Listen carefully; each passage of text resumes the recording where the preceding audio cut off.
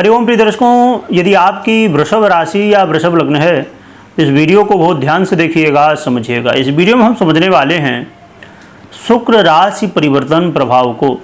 अब शुक्र का परिवर्तन होने जा रहा है। ये 26 जुलाई को इनका परिवर्तन अब अपनी राशि को छोड़ के और युवराज बुध की राशि पर, मिथुन राशि पर गोचर करना शुरू करेंगे। लगभग ये 26 दिनों का गोचर काल है, क्योंकि 26 जुलाई से लेके 20 अगस्त की रात्रि में 25:19 यानी कि 21 अगस्त की तारीख शुरू हो चुकी होगी। 20 अगस्त की रात्रि में 1:19 तक ये गोचर करेंगे और इस समय फिर परिवर्तन हो जाएगा इनका कर्क में। लगभग 26 दिनों का समय है ये, और ये गोचर काल हमें क्या फल देगा, अच्छा बुरा क्या फल देगा, सब समझेंगे। ग्रह स्थिति क्या है, क्या उपाय करने हैं। तो देखा जाए तो 26 जुलाई की सुबह 8:56 पर दैत्य गुरु युवराज बुध की राशि मिथुन पर गोचर करना शुरू करेंगे। परंतु यहाँ पर देवगुरु बृहस्पति पहले से ही गोचर कर रहे हैं, जिसकी वजह से दो ग्रह, जो कि सबसे शुभ ग्रह देवगुरु बृहस्पति हैं और फिर देखा जाए तो शुक्र हैं, तो दोनों शुभ ग्रहों का योग संयोग क्या फल देगा, ये बड़ा महत्वपूर्ण है। क्योंकि शुक्र स्वयं आपके लग्नेश हैं, यदि आपकी लग्न है, और राशि हैं तो राशि से हैं, तो दोनों ही स्थिति में बड़े महत्वपूर्ण ग्रह आपके हो जाते हैं। आपके लग्न के और आपके सिस्टम के अधिपति हैं दैत्य गुरु, और देवगुरु बृहस्पति आपके अष्टमेश और एकादशेश हैं, और आपके बड़े ही दिव्य भाव में इनका गोचर काल है। और ये जो भाव है देवगुरु प्रधान है, क्योंकि यहाँ का अधिपत्य देवगुरु बृहस्पति के पास है। देवगुरु बृहस्पति भी धन संपदा के अधिपति हैं, और वहाँ पर शुक्र भी धन संपदा, संसारिक सुखों को देने वाले और सौंदर्य को देने वाले, प्रेम को देने वाले ग्रह हैं शुक्र। वहीं पर देवगुरु बृहस्पति ज्ञान को देने वाले, धन संपदा को देने वाले, मान सम्मान को देने वाले और वैसे बहुत सारे कारक तत्वों का आधिपत्य रखते हैं। ये दो ग्रह ऐसे ग्रह हैं जिनके पास यदि कारक तत्वों की बात की जाए, हमारे जीवन में जो बड़े ही महत्वपूर्ण हैं, उनका आधिपत्य इन दो ग्रहों के पास है, जिसकी वजह से हमारे जीवन में इन दो ग्रहों का बड़ा प्रभाव और बहुत प्रभाव होता हर ग्रह का है, परंतु इनका ज़्यादा प्रभाव, क्योंकि ऐसे कारक तत्व हैं इनके पास जो कि हमें बहुत प्रभावित करते हैं।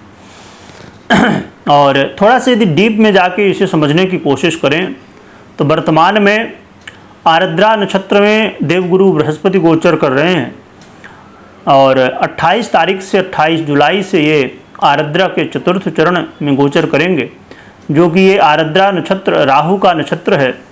और राहु इस समय वर्तमान में कुंभ राशि शनि देव की राशि पर गोचर कर रहे हैं, और यहाँ से अपनी दृष्टि से देवगुरु बृहस्पति और शुक्र को दोनों को प्रभावित करेंगे। और देवगुरु बृहस्पति स्वयं इनके नक्षत्र में ही हैं, इसलिए राहु का बड़ा प्रभाव यहाँ देखने को मिलेगा। और फिर 13 अगस्त से अपने ही नक्षत्र पुनर्वसु में देवगुरु बृहस्पति आ जाएंगे। तो जब आप नक्षत्र वाइज थोड़ा सा फलादेश में विचार करते हैं तो प्रभाव कुछ अलग हो जाते हैं। तो कैसा प्रभाव ये देने वाले हैं, इसे चलिए समझते हैं। देखा जाए तो देवगुरु बृहस्पति का ये जो गोचर काल है आपके जीवन में अचानक धन लाभ कराने वाली स्थितियां पैदा करेगा, परंतु थोड़ा सतर्कता जरूर रखनी होगी, क्योंकि अष्टमेश भी हैं ये आपके, जो कि आईएएस भी हैं, तो धन लाभ कराएंगे। कई सारे ऐसे काम जो आपने प्लानिंग किए होंगे तो वो बनेंगे, परंतु उनमें बाधाएं भी जरूर आने वाली हैं। काम बाधाओं युक्त होगा, यानी कि आपको धैर्य नहीं खोना है, धैर्य के साथ लगे रहना है, सब्र के साथ काम यदि करेंगे। कि अब वो वाली हाल है कि कई बार क्या होता है कि हम मंजिल के अपने बहुत करीब होते हैं, बस थोड़ा पहले होते हैं, तो हमने पूरी रास्ता लगभग पूरा कर दिया, बस थोड़ा सा पहले ही हम सोच लिए कि अब तो रास्ता हमें मंजिल मिल ही नहीं रही है। बस हम लौट आते हैं। तो यहाँ पर आपके काम होंगे, क्योंकि 2 शुभ ग्रह हैं और स्वयं आपके लगने से हैं, तो बड़ी ही अच्छी स्थिति है। परंतु यहाँ पर ये ध्यान रखिए कि अष्टमेश भी हैं देवगुरु बृहस्पति, और शुक्र को परम शत्रु मानते हैं, जो कि शुक्र नहीं मानते पर ये मानते हैं। और राहु का प्रभाव जो अपने आप में भ्रम है, तो स्वाभाविक सी बात है कि यहाँ कई बार समस्याएं उत्पन्न होंगी। पर हाँ, लाभ होने वाला है, धन लाभ होने वाला है, और घर परिवार में बड़ा अच्छा माहौल बनेगा। इस समय कोई शुभ समाचार भी मिल सकता है, और यहाँ पर रिश्तों में काफ़ी कुछ सुधार, पारिवारिक रिश्तों में सुधार। और बड़ी बात है, इस समय आपका मन बड़ा ही प्रसन्न रहेगा, और आपका मन बिल्कुल सजने संवरने, अपने आप को बहुत बढ़िया दिखाने के लिए और भी ज़्यादा प्रयास करेगा।